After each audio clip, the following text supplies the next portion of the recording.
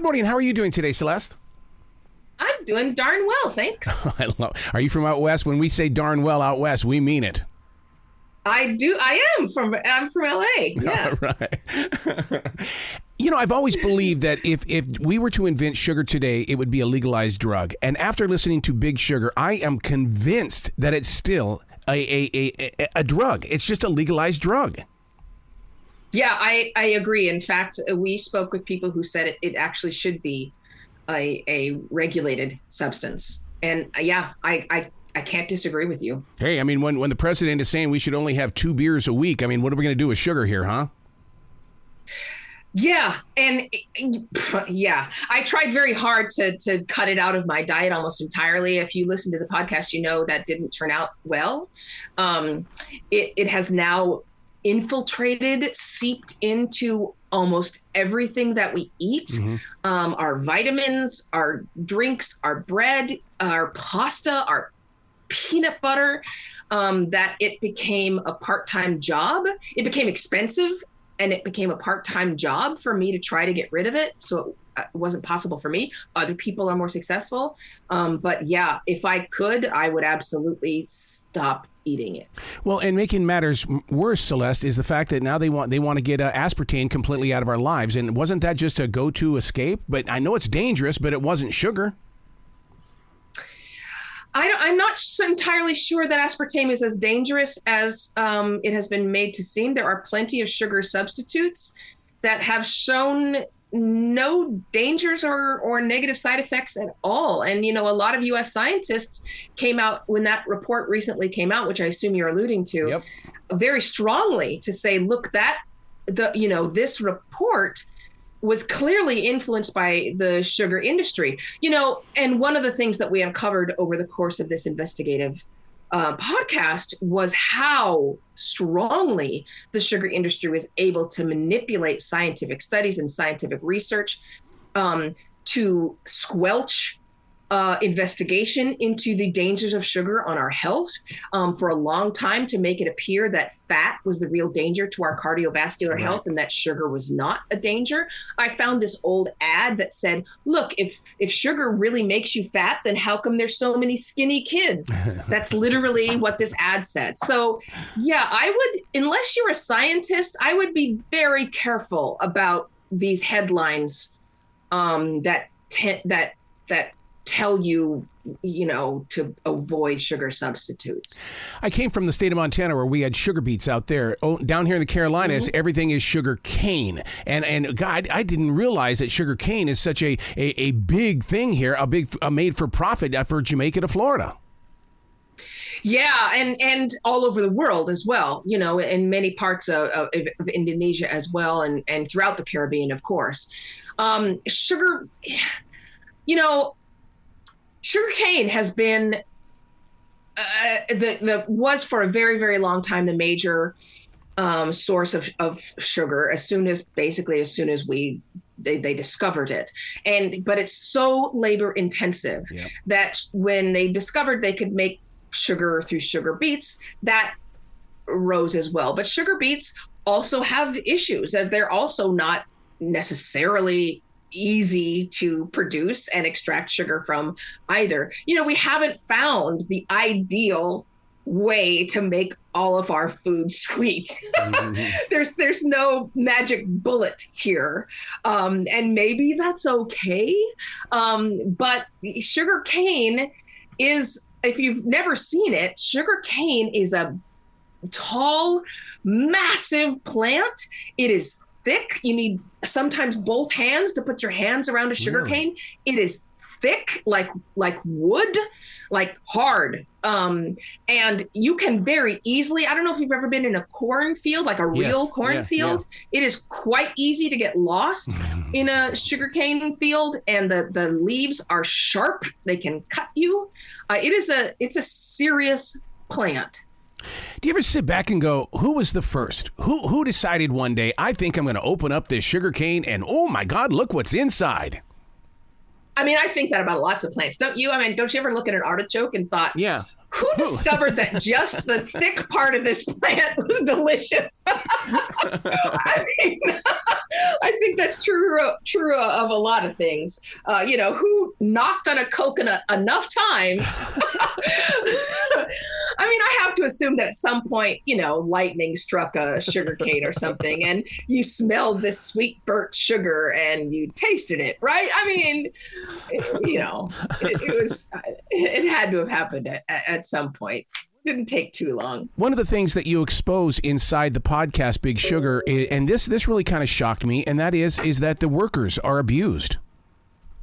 Oh yeah, horribly. I mean, they tried to get Americans to do it, and for quite some time there was a history of them luring African Americans to do this work. And there were actually court cases, and the Department of Justice got involved because they were literally using fraudulent means to lure African Americans to work in the fields and then keeping them there, literally as captives. And when they were unable to do that anymore, they began to use migrant workers, and the conditions are horrible. They are working in the hot Florida sun. They were wearing armor because they have to use an extraordinarily sharp machete to cut through this very, very thick cane. They're supposed to cut 8 tons of cane in 8 hours, which means they just keep going down a row of cane with this very sharp machete. If they cut themselves, they can cut a limb off if they accidentally hit an arm or leg or finger. Yeah. They get a very short period of time for lunch. Sometimes that's just a bowl of rice. Maybe it's a bowl of rice with a little bit of chicken in it. They don't get a break to take water. People have fainted in the fields. If they're not strong enough, they get sent back and deported.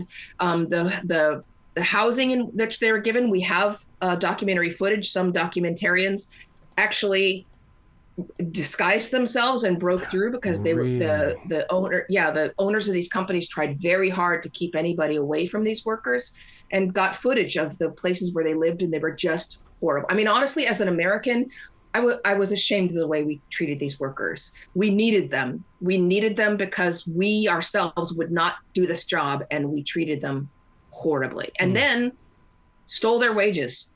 Yep. Who's profiting from this? Who's making the big dollars? Is it the sugar companies? Yeah. And when you say big dollars, billions. Really? Through the Farm Bill, the U.S. taxpayers pay billions in federal welfare to these sugar companies. We are incentivizing them to plant sugar as though they need it. Sugar is a pretty profitable crop. We don't actually need to incentivize them to plant it, and yet the government does exactly that.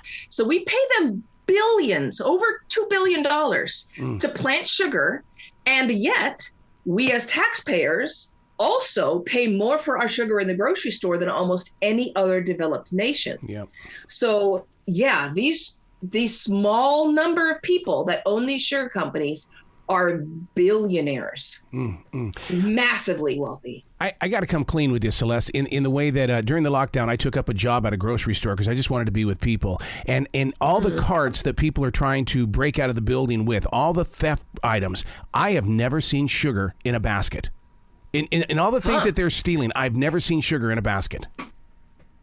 But you have, though. You just didn't realize it, because I bet you saw bread. Yeah. Oh, I bet you saw peanut butter. Yep. Okay. I bet you saw. Yep. They have sugar in everything now. It's in beef jerky. Yes, it's it is. They put sugar in everything, and I know that because I tried to stop. Doing this podcast put me off sugar, Errol. Like I lost my taste for it, and I tried to cut it out, and it was so hard. It's in everything. Sometimes it's in toothpaste. Yeah, I can see that. Absolutely. Why? Is it because the consumer wants something that tastes good? We don't like the bitter flavor. Is it that we are craving it like people crave their drugs and alcohol? I mean, I think it's just the success of the sugar lobby that they, the more they're able to place their product in products, the more of it they sell, right? So I think that's just how successful they have been. And they have been very, very successful. We are talking about a sugar industry and a sugar lobby that has operated beneath the surface in the shadows and is so incredibly powerful. At one of the stories that we tell in this is a true story of Bill Clinton while he was president in the Oval Office, breaking up with Monica Lewinsky, and has told his aides, leave me alone, I do not want to be interrupted. And yet one of the aides calls in on the intercom and says, there's a phone call for you. And he says, told you I don't want to be interrupted. And the aide says, it's Alfie van Hoel of U.S. Sugar. And the president says, I'll take that call. And he picks up the phone. That's how powerful these sugar barons are. They're brothers. Yeah, they're brothers. Yeah, that's Cuban. what I thought. Yeah, and because, I mean, when you talk about that inside the podcast, Big Sugar, all of a sudden I'm drawn deeper and deeper into a Scarface-style story here, man. Because, I mean, it really, do you not feel it when you were putting this together? Yeah, I mean, obviously, there's no desktops full of cocaine. But, yes, these are two brothers who grew up in just ridiculous, fabulous wealth in Cuba. Their former home became a national museum, a palace. Castro took over, took everything from him, and they came to the United States and vowed that they would rebuild their empire, and they did. And yeah, they are ridiculously wealthy. We tried so hard to talk to them. And one of the things that came home that, you know, to me so clearly was that if you are wealthy enough in the United States, you don't have to answer questions. Right? Yeah. Yep. Is there a sugar cartel? I mean, in the broad sense of that word, yes. Wow. I think it's okay to call it that. If you're talking about cartel in terms of Mexico yeah. and drugs, yeah. No, obviously it's not literally that. But, you know, the Cato Institute, the libertarian institution, they did a long, in-depth policy analysis on the sugar industry, and it was called Candy-Coated Cartel, Time to Kill the U.S. Sugar Program. Oh, no. Oh, my yeah. God.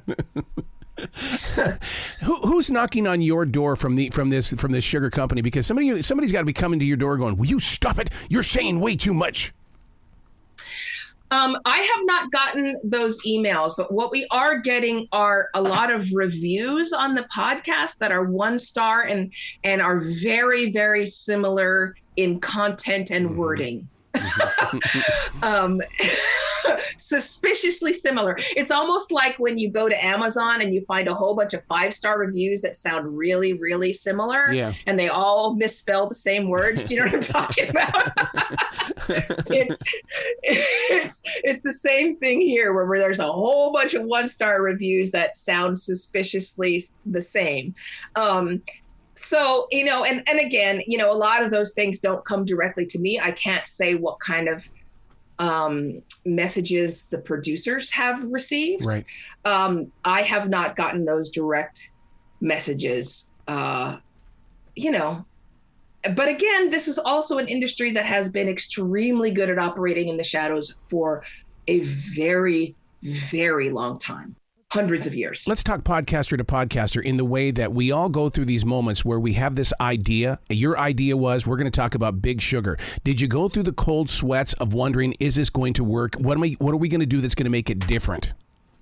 Yeah, I mean, yes, absolutely. And there's always the cold sweat when you're dealing with something. Look, you know, we're essentially doing a podcast about the sugar industry and the farm bill, right? Like, yeah. You know, there's always difficulty when you're talking about something like this and you're trying to explain something very, very complicated to people. And, you know, there's another thing when you're trying to, in a certain sense, serve them broccoli, because some of this is broccoli. Some of this is like, okay, let's explain this complicated thing to you. But there's also in this podcast, a lot of it is pretty dramatic. I mean, there is, murder and mayhem and riches and secrecy and revolution. And I mean, this is a legal drama like no other. And a multi-generational mystery. Yes, there is that worry. But as long as the story is good, and this is good, as long as the stakes are high and they could not be higher, we knew we were going to be okay. Wow. The thing that surprises me about this is that first of all, I listen to it while I'm driving, and I think that if I were to read this in a magazine, my mind would go in different places. But because you are taking your time with this podcast, Big Sugar, I'm able to better understand it, and I think that's what's so fascinating about how you're putting all of this together. Yeah, and I'm always gonna bring the NPR sensibility of using that ambient sound to make to bring in the sounds to help people feel as though they are there. That 3D sound to where I'm not just in Florida. I want you to hear the sounds of the cane feel around me, and I want to describe what I'm seeing so that you can imagine it and visualize it in your head. And that kind of storytelling becomes multisensory. I think storytelling becomes much more effective when it involves your nervous system. And that, that's the thought process behind NPR's storytelling. Yeah. And I think that's one of the ways that it makes us more successful, is because we almost never tell a story unless it involves your nervous system. Yep. I call it theater of the mind, and I've always studied NPR in the way of you guys take us someplace. When we tune into something on NPR, when we listen to Big Sugar on iHeartRadio, you're taking us someplace, and that's what I love about it. Yeah, and it helps you. Broadcasting is difficult. I sometimes compare broadcast writing to poetry because there are so many limitations. Right? You have to keep your writing very simple. You can't write like you're in the New York Times. You can't have all these subordinate clauses and difficult fancy words, because people can only have their ears in which to take it in. They can't go back and reread. They can't look things up in the dictionary. Right. They're taking in that information only orally, and you have to make it clear and precise. And so there are limitations to broadcast writing. And so you have to help people out, and you have to help them out in a way that they can both understand the information and retain it. And so, making it so that it's multisensory, and so that the storytelling has a beginning and a middle and an end. One of my editors used to compare it to a trapeze. She's like, you need to make sure that the next rung is there for the listener. That when they let go of that rung, the next rung is there.